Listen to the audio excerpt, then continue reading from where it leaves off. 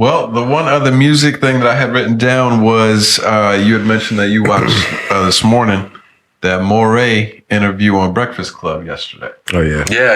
Right. You got to check this dude out. I'm going to check it out. He was so funny.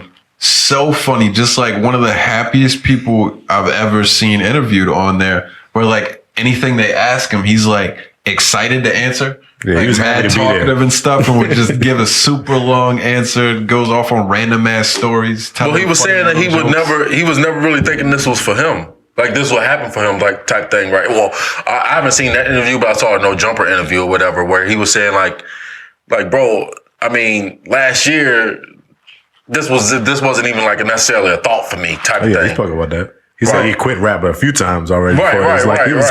It's I guess somebody that he knew kind of like put him up. Yeah. And the dude designed things kind of just blew up for him all of a sudden, almost like overnight. But he really seemed like a regular ass small town dude. Yeah. He is though, right? It legit seemed like nothing was going on 7 months ago. Right. And then all of a sudden it's bam, I'm a star. So that was on the Breakfast Club. He was probably watching interviews back to back. Yeah, he said that. Right. He said he's been watching for forever.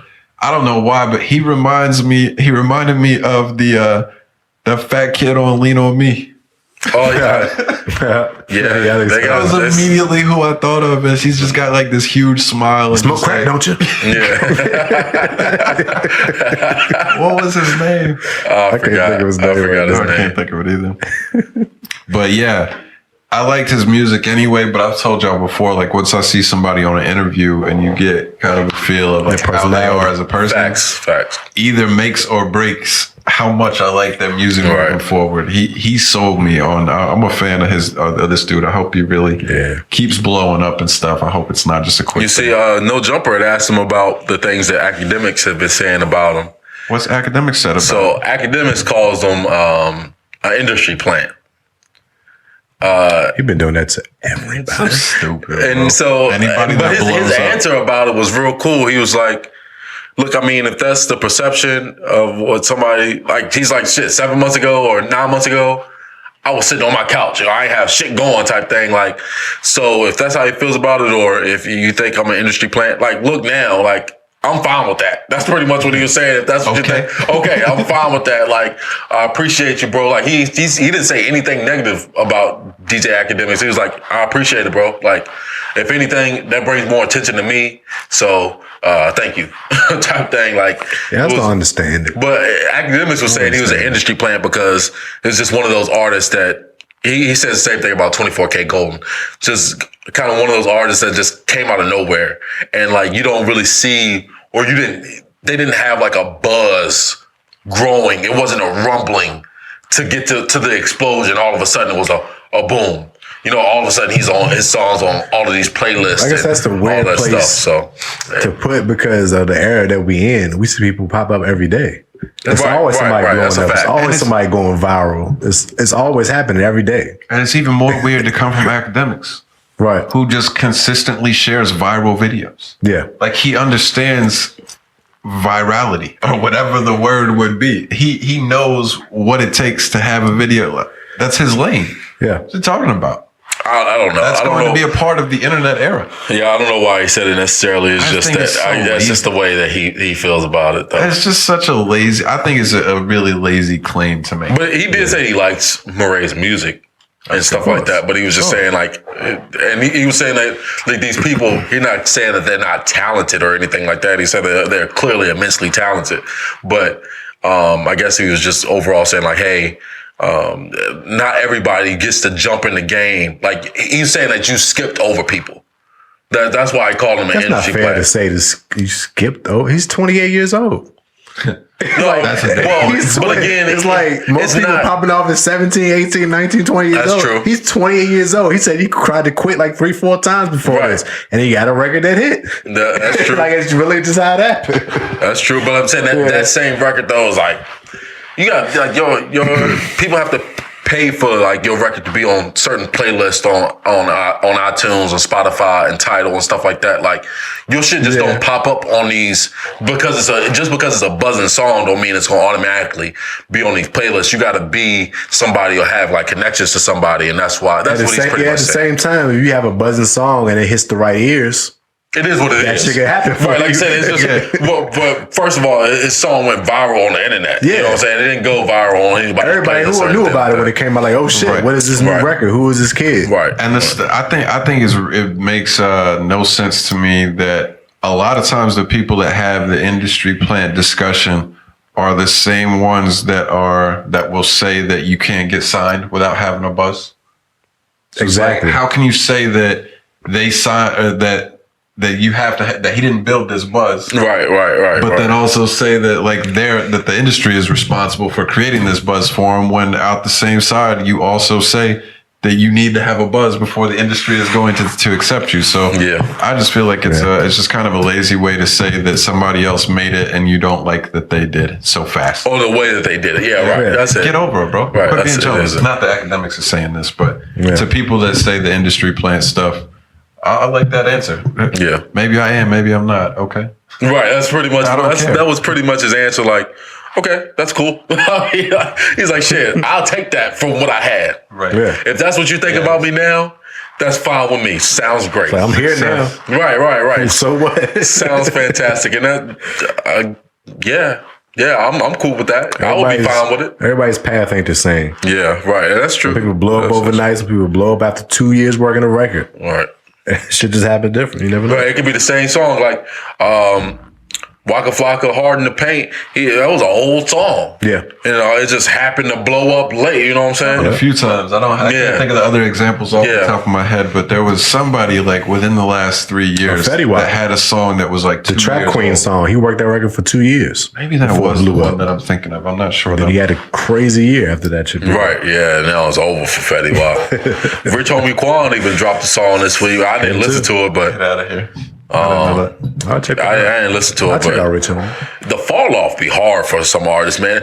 You really think like depression got to be real for these people because you get to being like some like super hot and making all of this money and seeing this income to being like a low level type. Would you know what would be bad about it? Because sometimes it don't even be their fault. I think I've seen Duval say this shit one time. He said, "Y'all stop fucking with Rich Homie Quan for no reason." And people really just did. They have no reason for why people don't listen to him no more. He didn't do anything. He didn't do nothing wrong. He didn't say anything wrong. I think the only thing he had some label issues, the label he was with, so he hadn't put out music for a little bit. And people just forgot about him. That's just what it was. That's just tough, man. Like I said, he was on fire and then just forgot about it. You surprised that some of these artists don't take like more, you don't see like more suicide because of this? Because like, honestly, you got to think depression has to be real when it comes to that. Like being up so high. And then all of a sudden, boom. Like now you're looking like you might be 19 years old and what are you going to do now? Type thing. You know what I'm saying? Like you thought that this was your life going forward. You like, oh, the trajectory on my shit was, man, the next 10 years, I'm going to be a millionaire. Now your shit done like a P&B Rock type dude. Like he was buzzing heavy a few, like probably 5-6 years ago now. But all of a sudden, it's like he wants out of his deal. He said he hasn't even made $1 million in the industry. It's another thing, like you talk about P&B, when somebody comes into a lane and they're doing something and then it's like 10 more of them come, it can kind of dim your light a little bit and people start looking at the other artists that are doing the same thing you was doing, but they like this guy, there's more. That's it. Like sometimes that shit just happened. I think that happened with Fetty Wap when he was doing the singing, rapping shit. A lot more people started doing that shit too with Future. A lot of people started being Futures. So you can introduce a new sound that people enjoy, but it doesn't mean that you're the most talented at that. Yeah, somebody can do that shit better than you. Y'all should try. Y'all should check this out. It's dope. You're right. She was on fire. And then just ran away with that shit. Came through, and it was like, oh. Yeah. And then now Coil Ray is pretty much doing that shit. Yeah, I mean that's just how it is. You don't get any industry that you're in. Innovation don't get you but so far because all you're doing is you don't capitalize on. You're doing something that somebody can copy, and if they do it better than you, and you're not expanding upon that, on, or taking it to the next level after that, or switching it up and creating something new, then you're gonna get left behind. Somebody's gonna take what you do. You gotta let it be known. That's why I congratulate Migos, because they let it be known that y'all doing our flow. Like when they came out and then everybody started doing it and people started to mimic the Migos flow. It was a Migos flow thing. Right. They let everybody know this is the Migos flow. That's why y'all call it the Migos flow. This is our shit. So then as time goes on, they get that credit. But even the Migos switched up what they did though. They don't rap anywhere. Their music don't sound anywhere near the same as what it did when they first dropped, when they first came out. I mean, they've gotten better. I mean, just typically they continue to flow that everybody did. Style of which Quavo don't rap like that at all no more. Yeah. Neither do it. None of them. They don't even sound the same. I would push back that they get credited for that because they made it known that that's their sound. I think they get credit for it because they did it better than everybody else. Facts. And these other things that you're mentioning, that they've adjusted and made changes to their styles to stay relevant. I don't believe in that. You need to tell everybody this is your flow, so that when they copy it, you get your credit. I just don't. I think that has something to do with it, because like what we see now, we see a P&B and a bunch of these singing rappers that's saying that they was doing this before y'all was doing it, and they're right. They was doing it before these new artists came through, but y'all didn't claim it. Y'all can't claim it after the fact when you got artists that moved past you in the last few years. You got to claim that shit then, because after that just look like you just salty because you ain't. Yeah, but your buzz ain't hot no more. I see what you're saying in that regard. I'm saying people that say that they used to do something and don't do it anymore because everybody's outshining them. I believe that's a talent issue, not they should have. Oh yeah, I mean if they're not rocking no more, but if you still doing your thing, then you gotta let that shit be known. We all love greatness. If you're doing it better than everybody, I think you get your credit. But how did we? It's not who did it first, it's who did it best. Industry plants and fucking yeah, all of that shit. Innovation, like I said, with anything, any industry, you're gonna have to expand upon that shit. Just because you're the first person with an idea, great, cool. Hopefully you capitalize as much as possible, but best believe somebody is going to take that idea and add one little feature to it and make it slightly that much more better. So you better be ready for that. And you're going to have to adjust accordingly. It's just how it is. Anything. You got to stay fluid and flexible if you want to stay relevant. So, hey. Now that I wrote down this sentence or whatever. I guess I was watching something earlier this week. It kind of pertains to what we're talking about. I basically just wrote down, few artists can find a niche in rap and be successful from it. I think I seen something when they was talking about how everybody resorts to talking about some street shit or talking about party shit, talking about money. Like that's like the low hanging fruit in rap to talk about these type of things. But artists that don't want to do street shit, or that you get like a chance or somebody like that finds a niche in how they rap and what they talk about, there's not many of those that can find that niche and be great from it. Sustain it. Yeah, right. Sustain it. And then people just resort to making a club record or making a girl record or whatever. I thought it was a good topic to speak on a little bit. Because it's kind of real. Yeah, I mean, definitely. It's, I can't think of an example off the top of my head of an artist who had a niche necessarily. When you first said it, honestly, I thought of the Baby, but like again, he's expanded himself so much now that that's not the case anymore. Right. But that's certainly kind of. I think everybody comes in or they blow up off of a certain sound or style, but it's at a certain point you're gonna have to change. So, yeah. I think I agree with it for sure.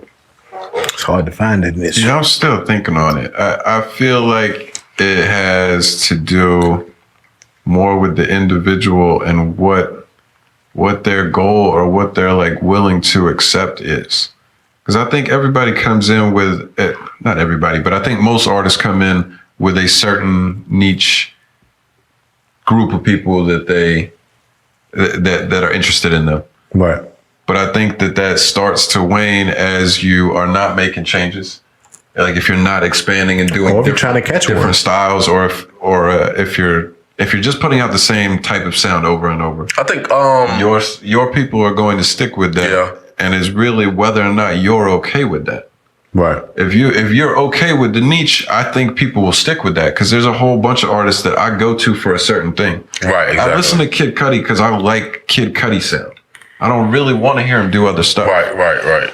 But it really comes down to that artist. Like, are you comfortable with what you do and being accepted to whatever level that is, or are you chasing a following or wanting to become more popular? Is that a goal of yours? Not that that's right or wrong, but if that is a goal of yours, then you've got to step out of your box. Yeah. You've got to try to become bigger and get a wider fan base. I feel like if you're okay with not having that, I think you can keep it. Polo G probably falls in that category a bit of just. Which category? Of just like, I mean, he has his niche and he's sticking to it pretty much. It's like, you know what you can get when you Polo G feature or a song type thing. Like, I like it, of course. And, so what is it? Of course, just that one flow that Polo G kind of just rides out. Like, I don't know. You just know how he's coming to every song. And I think he's versatile to switch it up, but he's sticking in that lane because that's what's popping for him right now. He blew up with it and he's sticking on it.